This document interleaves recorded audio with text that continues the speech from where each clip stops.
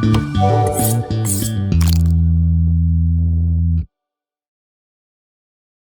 everyone and welcome back to WP Food Manager. In today's video we are going to find out together how you can use different layouts for table reservation on the front side of your website.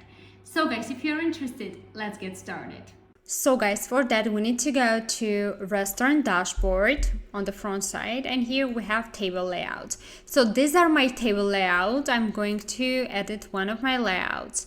So in this layout, I assigned layout 1. Let's go to one of my restaurants and assign this layout to that restaurant. For that, I need to go to restaurant dashboard and choose one of these restaurants, for example, the first one.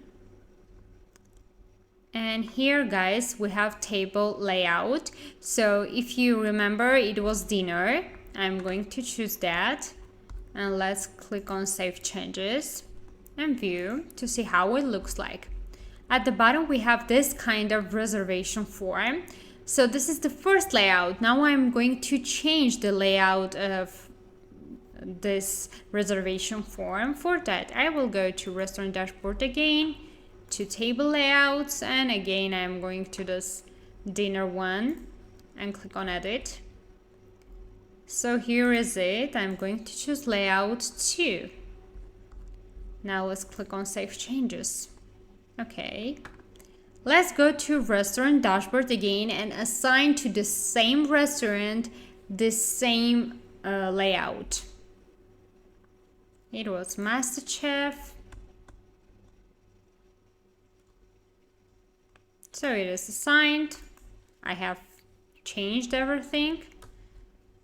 Let's again save changes and to see how it looks. So this is how it looks, and this is the second layout, guys. So this is how you can do it. So guys, basically this was it. If you have any questions concerning to our video, you are free to ask them in the comments down below. Don't forget to subscribe to our channel and like our videos. See you soon!